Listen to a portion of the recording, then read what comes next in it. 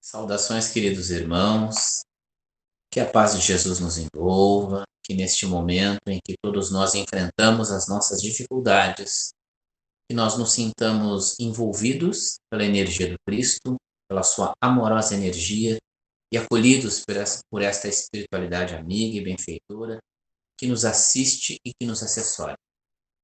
Momento agora em que nos trabalhos aos quais nós, em nome da doutrina espírita e particularmente a nossa amada Casa Espírita Fraternidade de Canoas, trazemos todos esses trabalhos neste formato, por conta dessa dificuldade, trabalho que não pode ser presencial ainda, respeitando todos os cuidados. Então, nós iniciamos, como é de praxe, como é de conhecimento de alguns irmãos, as nossas atividades, os nossos trabalhos, com uma prece de abertura, e na continuidade dessa prece, uma irradiação. Mas o que é irradiação? É o momento em que nós damos a nossa parcela de contribuição, quando muitas vezes nós buscamos o auxílio da espiritualidade através da conexão pela prece.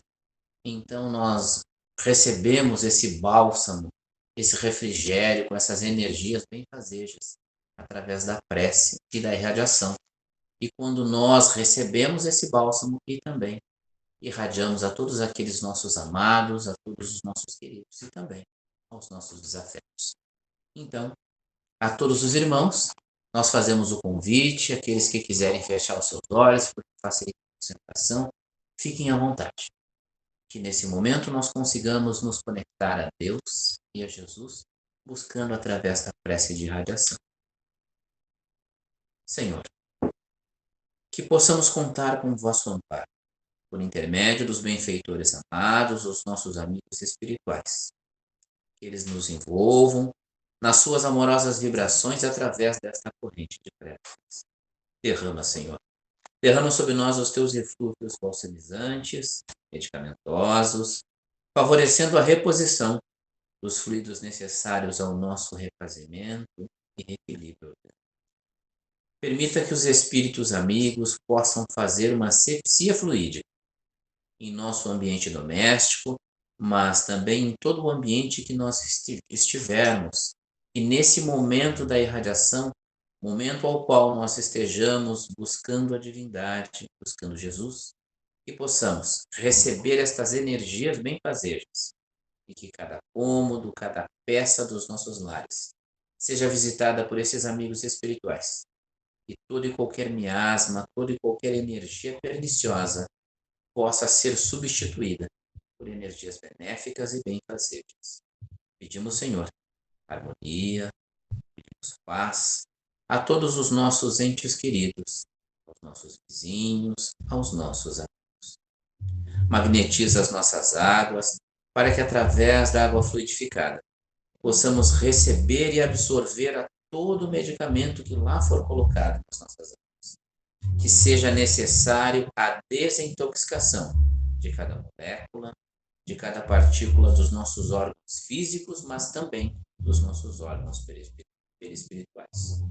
Rogamos por todos os irmãos na condição de abandono, enfrentando as suas provas em vias públicas, orfanatos, enfrentando o frio, a fome, a dor física ou a dor moral, o desamor e a solidão. A todos esses irmãos que se encontram em asilos, que eles possam ser acolhidos, bem assistidos e que nós possamos dar-lhes com esta irradiação forças, energias de resignação para que enfrentem com ânimo e coragem as suas provas. Mas também, Senhor, que Tu nos inspire sensibilidade para que despertem em nós compaixão e vontade de servir em Teu nome. A todos esses irmãos que nós temos na conta de obsessores, mas que dentro do processo obsessivo, obsessores e obsidiados, possam definitivamente vencer a animosidade, o rancor e qualquer sentimento contrário, paz, harmonia e o amor, que possa, Senhor, findar os processos que atravessam os séculos, seguidos do ódio, de perseguição, dando lugar à paz, retomando laços de amor. A Ti, Jesus, nosso amado benfeitor, eu te peço que Tu acolha em Teu regaço de luz a todos os desencarnados, nas mais diversas condições de perturbação e de sofrimento, para que tenham um despertar tranquilo e breve readaptação na pátria espiritual. Afaga todos os corações doridos, sofridos, chagados pela saudade da partida da morte física. Coragem a nós que ainda precisamos continuar na arena física, enfrentando as nossas provas e expiações. Protege e conduz no caminho do bem as nossas crianças, pois esses espíritos são o futuro da humanidade, Senhor.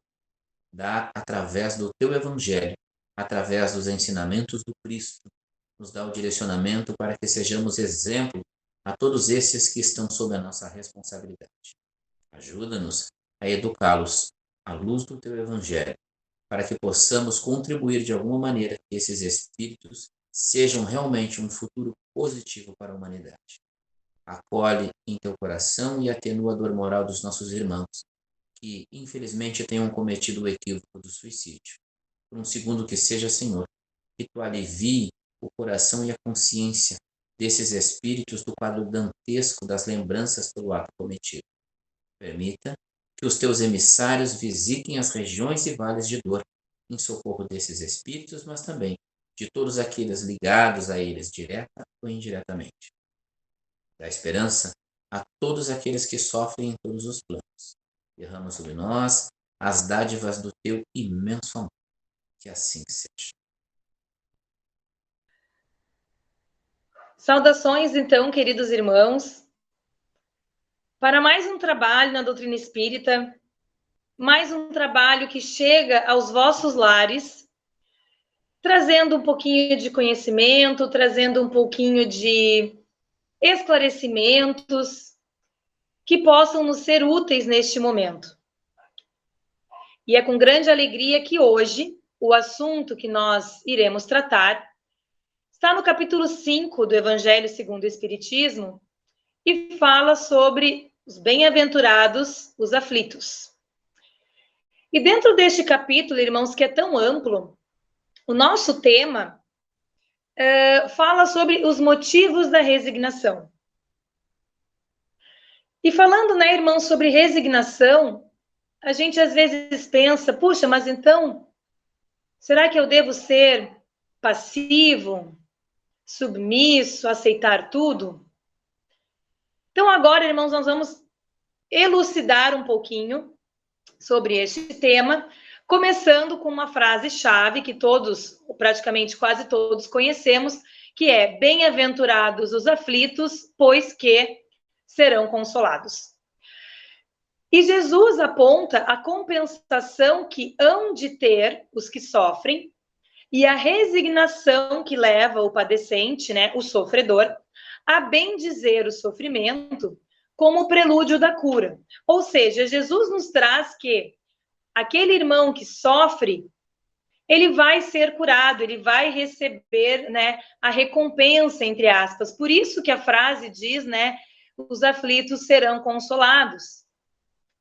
Também essas palavras, elas podem ser traduzidas de uma outra forma. E essa outra forma seria que nós devemos nos considerar felizes por sofrermos, visto que as dores deste mundo, as agruras, as atribulações, as expiações pelas quais estamos passando, nada mais são do que o pagamento da dívida das nossas faltas passadas, que nós mesmos contraímos. E estas deverão ser pacientemente suportadas na terra, visto que, ao fazer isso, eu serei poupado de séculos de sofrimento na vida futura. Então, elaborando esta frase, bem-aventurados os aflitos, pois que serão consolados, nós temos esta leitura, aonde eu não devo maldizer o sofrimento ou me aborrecer com as provas que me chegam, mas sim que eu devo estar feliz porque elas estão me chegando, porque elas me trazem uma oportunidade de eu começar a quitar os meus débitos aqui e agora, em vez de postergar e acumular cada vez mais dívidas, ou de eu ter cada vez mais credores. Então, devo me sentir feliz, devemos nos sentir felizes, porque Deus pode reduzir a nossa dívida, permitindo que nós a saldemos agora, garantindo mais tranquilidade no porvir. E um exemplo aqui interessante é o exemplo de uma dívida que nós possamos ter, né, uma dívida em dinheiro, vamos assim usar, dizer, né, sobre o qual o nosso credor, em vez de me pedir 50 parcelas daquele valor, ele me diz assim, se tu pagar hoje, eu te dou 90% de desconto. E às vezes, né, uma vez ou outra aqui, a gente acaba conhecendo um ou outro irmão, que às vezes acaba acontecendo isso mesmo, né? Nós temos um credor que nós devemos há muito tempo e este credor, ele quer saldar, né, a dívida. Não, então tu me paga 10, 20% do que tu me deve e tá tudo certo. Então, Deus faz assim conosco. Deus nos dá uma oportunidade de pagar aqui da melhor forma que nós pudermos, ou a maior, entre aspas, quantidade de débitos que nós temos, para que isso não se acumule para o futuro. Só que nem sempre nós conseguimos enxergar desta forma. Então, o sentido destas palavras, né, bem-aventurados os aflitos, pois que serão consolados, eles são ditosos porque eles quitam as suas dívidas. E no momento aonde existe esse pagamento dessa dívida, esses irmãos estarão livres. Nós devemos, porém, só ter um pouquinho de atenção, porque se eu resolvo minhas dívidas de um lado, mas eu não fico atento ao outro lado, vamos dizer assim, eu acabo me endividando novamente. Explico. Se eu aceito com resignação, vamos supor, um determinado tipo de cobrança que me chega de um irmão, não falo aqui de cobrança material, mas de cobrança, né, de ordem moral, vamos por assim dizer, e aquela dificuldade me é posta à prova, onde eu devo aceitar com resignação esta dívida que me chega.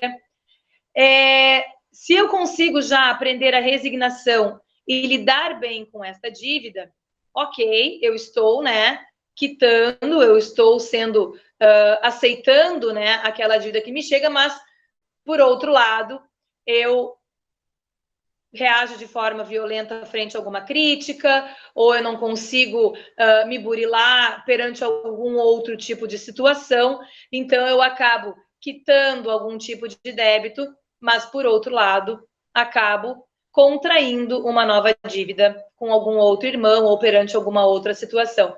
Então, desta forma, irmãos, acaba sendo um pouco mais difícil alcançar a nossa libertação, porque nós estaríamos dando um passo para frente e outro para trás. E dessa forma, ninguém, né, sai do lugar, a gente fica estagnado, fica na mesma. Então, como cada vez que eu cometo uma falta, ou eu estou aumentando a minha dívida, ou eu estou criando uma dívida nova. Mas, irmãos, em algum momento, como Deus é justo e bom e existe, né, a lei de ação e reação, a cada nova dívida vai chegar a consequência, que é a cobrança desta dívida. E irá chegar o momento que nós vamos ter que quitar, nós vamos ter que pagar esse nosso débito, né? Ele pode tardar, mas ele não falha. Se não for hoje, vai ser amanhã, vai ser numa próxima semana, dentro de um ano, 2, não importa. Se não for nesta encarnação atual, nós carregaremos este débito para uma próxima vinda no plano terreno. Então, pensando desta forma, de uma maneira racional, por que não pagarmos já? Por que não começarmos este processo de aceitar as dificuldades que me chegam e me adiantar nesta etapa frente ao melhoramento que se está me apresentando? Então, faz muito mais sentido nós iniciarmos esta jornada aceitando as cobranças que nos chegam, porque fomos nós mesmos que a criamos. Então, nada mais justo que eu pague, se fui eu que contraí a dívida. Eu não posso ser responsabilizado pela dívida que é do nosso irmão, porque senão a lei de ação e reação não seria perfeita, e nós sabemos que as leis divinas, as leis morais, são perfeitas. Então, irmãos, é um processo de dar-se conta, perceber que nós temos que dar o primeiro passo. E este primeiro passo é justamente esse: ter a consciência, pensar racionalmente, entender que a dívida é nossa e que para eu começar a me melhorar, eu preciso começar a aceitar que esta dívida é nossa, que esta dívida é minha e ninguém mais do que eu mesmo serei capaz de pagar por ela. Então, esse é o primeiro passo. E quando nós atingimos esse raciocínio, quando nós temos isto claro dentro de nós, nós podemos nos perguntar o seguinte: ok, eu entendi, a dívida é minha, eu que tenho que pagar.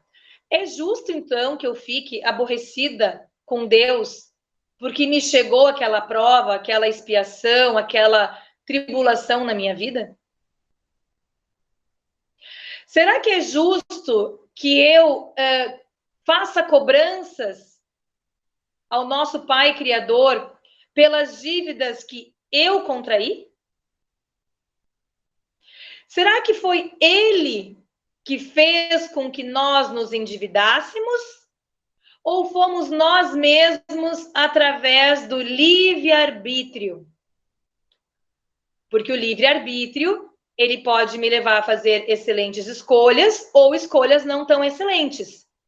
E tanto uma quanto a outra trará as suas consequências. Então, no momento em que a tribulação me chega e eu começo a murmurar contra Deus, questionando, acusando que é injusto isso que está me acontecendo, não aceitando com resignação aquilo que está chegando para mim, só ali eu já estou contraindo uma nova dívida. Porque não é justo que eu me volte contra Deus, sendo que quem contraiu a dívida fui eu. Deus me deu a capacidade de escolher. Então, o único responsável sou eu mesmo. E eu devo aproveitar esta oportunidade para me dar conta disso tudo que eu devo melhorar, porque eu sei que lá adiante vai ter a recompensa. Quando eu ando no caminho do bem, quando eu ando no caminho que Deus nos mostrou. Porque nós só somos infelizes do que Deus fez para nós. E ao entrar, irmãos, no mundo dos espíritos, é como se nós fôssemos um operário que vai chegar lá para o dia do pagamento. Então, para alguns de nós, Deus irá dizer: aqui está o pagamento pelos teus dias de trabalho. Para outros, Deus vai dizer: para você não tem nada, pois você já recebeu tudo o que podia, o seu salário você recebeu na terra. Volta e começa a tarefa de novo. A diferença entre receber o pagamento ou não está na forma com a qual nós vivemos e encaramos a vida terrena. Então, aqueles irmãos que aceitaram com resignação, se esforçaram, buscaram o seu melhoramento, eles vão ter o pagamento. Por outro lado, para aqueles irmãos que só se preocuparam aos prazeres mundanos, a satisfazer o seu ego, o seu amor próprio, vivendo na ociosidade, bom, este grupo não receberá nenhum pagamento, porque eles já receberam esse pagamento na Terra. Então, o que eles vão ter que fazer? Volta, ide e recomeçar a tarefa, é o que Deus nos diz. Então, nós temos que já foi falado, né, tantas vezes para nós, principalmente irmãos nesses momentos de pandemia, de olhar, né, para dentro de nós mesmos, que nós temos, já passou da hora de nós percebermos que a nossa vida não é aqui. O nosso foco não deve ser aqui, falando de vida terrena. Claro que nós temos o nosso trabalho, o nosso dia a dia, a nossa família, mas o nosso foco deve ser a vida espiritual, que aquela sim é a vida verdadeira. Então, falando novamente das provações e da resignação, somente nós temos o poder de suavizar ou piorar o amargor das nossas provações. E isso tudo vai depender, irmãos, de como nós encaramos a nossa vida terrena. Ou como nós conseguimos vislumbrar o que será a nossa vida espiritual. E quando nós conseguimos enxergar a vida terrena como ela realmente é, ou seja, um pontinho no infinito, nós conseguimos perceber que esses momentos difíceis irão passar muito em breve. E eles sequer vão ter comparação com os momentos vindouros e felizes de um futuro mais ditoso. E é aí que eu tenho o poder de suavizar ou piorar a minha aprovação. Depende de como eu encaro ela. Se eu encaro como, ok, é um momento breve, vai passar, tudo bem. Agora, se eu faço o contrário, se eu começo a me queixar, se eu começo a cobrar a providência divina, esbravejando aos quatro cantos, eu estou me afundando mais ainda. Eu estou piorando a minha aprovação, eu estou tornando ela mais difícil de ser atravessada. Então, irmãos, ao invés de nos queixarmos, nós deveríamos agradecer aos céus pelas dores que nos impulsionam. Porque, como diz, né, um dito popular, é para frente que se anda. Então, as nossas provações estão aí para nos impulsionar, para que nós consigamos avançar. Porque senão, é como eu falei lá atrás, é um passo para frente, outro para trás, e a gente não sai do lugar. Então, já passou da hora da gente andar para frente, né? Então, a gente tem que buscar essa evolução, né? Parar de enxergar somente a vida terrena, o aqui e o agora. Porque senão a dor da provação, ela vai parecer terrivelmente angustiante, pesada, interminável, muitas vezes assumindo proporções muito maiores do que realmente é o problema. Porque vai depender de como eu enxergo. Então, eu não digo a Deus que eu tenho um grande problema, eu digo ao problema que eu tenho um grande Deus. É uma maneira de, é uma questão de ponto de vista. E é importante, então, que nós peguemos essa chavezinha que tem dentro da nossa cabeça e giremos ela. Não, eu vou parar de reclamar, eu vou parar de questionar e eu vou começar a aceitar, porque se está chegando para mim, é porque é para mim mesmo que tem que chegar. E aí, irmãos, assim, uma outra analogia que eu acho interessante trazer aqui para vocês é, às vezes a gente vê, né, assim, poxa, tem irmãos que passaram por tantas dificuldades na vida e aquele irmão começa a se tornar resiliente, como se ele estivesse, não digo imune, mas está mais vacinado, está mais calejado, né, frente às tribulações, e tem pessoas que com a menor tribulação, assim, né, já cai o mundo. Então, irmãos, conforme as tribulações vão nos chegando e as dificuldades, e quanto mais difícil é, mais nós vamos ficar calejados. É como tu pega um artesão que vai esculpir a primeira obra e tu dá uma tarefa simples para ele e tu vai aumentando a dificuldade da tarefa, lá no fim, ele tira de letra. Ou como um carpinteiro, como qualquer serviço manual que eu uso aqui como exemplo, um cirurgião. O cirurgião ele vai começar com cirurgias e procedimentos fáceis e a vida e a jornada vai trazendo para ele situações mais difíceis para ele se deparar. Mas em vez dele correr, o que ele faz? Não, ele se aperfeiçoa. Ele se melhora. E lá no fim ele está executando cirurgias de alto risco, cirurgias mais difíceis, procedimentos, né, que exigem muito mais. Então, nas tribulações é a mesma coisa. Conforme elas vão chegando e conforme nós vamos conseguindo lidar com elas da maneira correta, nós vamos nos tornar mais calejados no futuro. E quando nós consideramos a vida espiritual e nós diminuímos a importância das coisas mundanas, né, das coisas deste mundo, ali nós estaremos habilitados, nós seremos capazes de buscar ou obter uma calma e uma resignação muito importantes e necessárias à saúde do corpo físico, porque ali eu consigo evitar doenças psicossomáticas, eu consigo evitar uma série de condições físicas prejudiciais.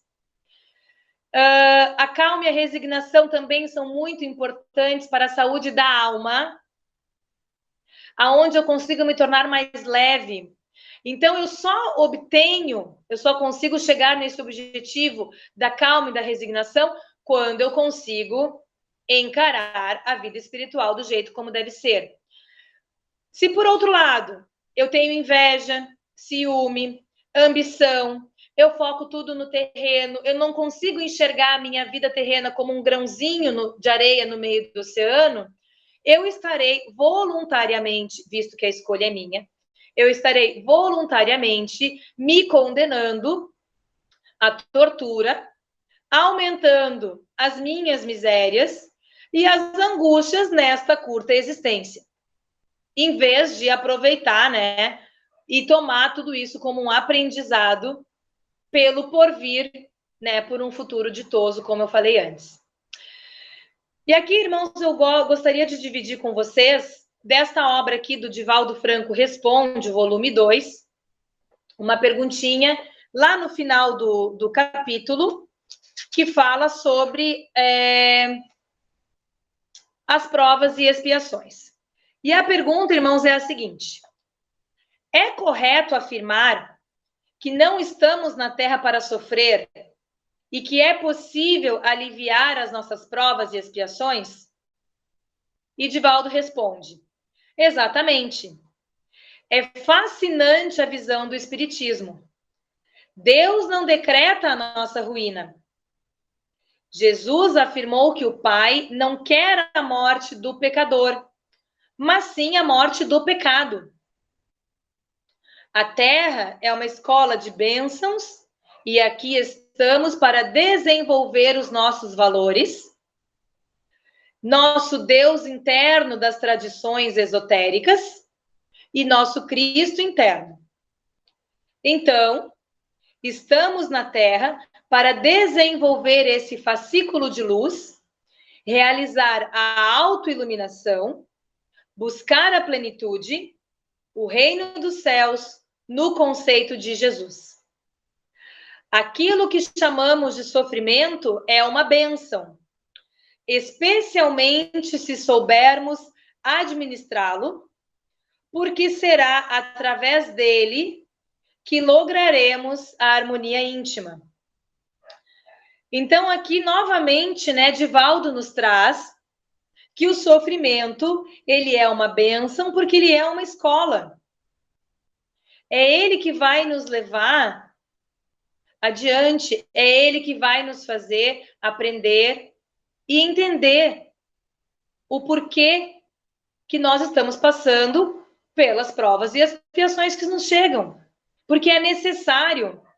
Porque se nós não tivéssemos que passar por isso, talvez nós não devêssemos estar no mundo de provas e expiações.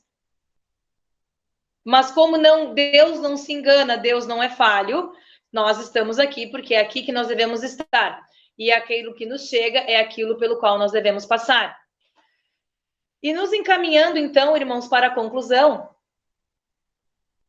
eu gostaria de dividir com vocês mais um trechinho desta obra, Elucidações Evangélicas à Luz da Doutrina Espírita, onde também é trazido um trecho que fala sobre a paciência e a resignação nas provas terrenas. E aqui, irmãos, vou tomar novamente a liberdade de ler 2 parágrafos curtinhos, tá? Quanto a ser a vida do espírito a única real, e pois a única digna de apreço e valiosa, a prova temo-la em que, falando a seus discípulos, o Senhor lhes recomendava que nenhuma importância dessem à vida do corpo, sempre que lhes fosse mister sacrificá-la a bem daquela outra. Então, é como nós falamos anteriormente, a vida do espírito é a única real, digna de apreço e valiosa. Não dar importância à vida do corpo. O que nós estamos fazendo? Será que nós estamos conseguindo aplicar este conceito na nossa vida? Cabe uma reflexão nossa aqui. A cruz a que aludia, quando sentenciava que quem não tomar a sua, no caso a sua própria cruz, né, para seguir a Jesus, não pode ser seu discípulo. A cruz é a das expiações e das provas necessárias e inevitáveis. Não tem como escapar, meus irmãos. Por isso que por meio delas, dessas provas, né, somente é que o espírito se depura. Quando as aceita com humildade, resignação e até reconhecimento, conforme o exemplificou ele, Jesus, no caso, que, aliás, era justo, inocente e imaculado. E, por conseguinte, nada tinha que expiar, nem que o tornasse merecedor de qualquer provação. Então, irmãos, eu achei muito interessante este parágrafo para nós concluirmos, porque nós muitas vezes reclamamos, achamos que aquela aprovação não é para nós, que pode ter havido algum engano, nós esbravejamos, por que, ó Pai, só acontece comigo? Mas e Jesus na cruz? Em algum momento, ele murmurou contra Deus? Ele se voltou contra aquela situação? Jesus era culpado? Ele era merecedor do destino que ele teve?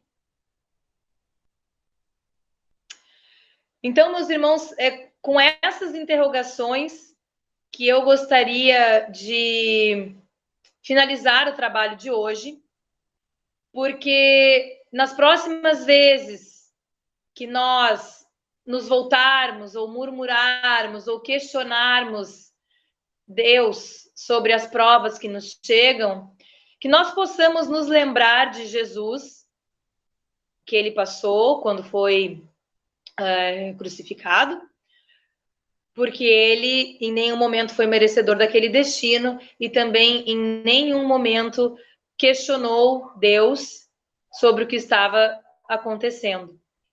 Então, esta é a maior lição, né, de resignação e de aceitação que nós poderíamos ter. Então, me despeço de vocês nesses momentos. Muito obrigada pela companhia e até uma próxima vez. Que assim seja. Então, queridos amigos, queridos irmãos, irmãos de caminhada, encaminhando este trabalho para o final, nós vamos juntos aqui buscar, através dessa conexão com o Pai Maior, buscar as energias balsâmicas e fortalecedoras de encorajamento, buscando muita saúde, positividade, pensamentos nobres, elevados, boa intuição, para que nós consigamos colocar em prática tudo que estudamos, que lemos e reflexionamos. A Ti, Jesus, temos muito a agradecer, amigo, pela Tua presença, pela Tua companhia, pelo Teu carinho, pelo Teu amor para conosco. Olha pelos nossos familiares, amigos, pelos nossos entes queridos. Obrigado, Senhor, por mais esta oportunidade de trabalho. Obrigado por mais esta oportunidade de recebermos, através da doutrina espírita, o refrigério às nossas almas. Que a Tua luz seja a luz dos nossos caminhos, Tu alimente as nossas almas e nos fortaleça, hoje e sempre. Que assim seja.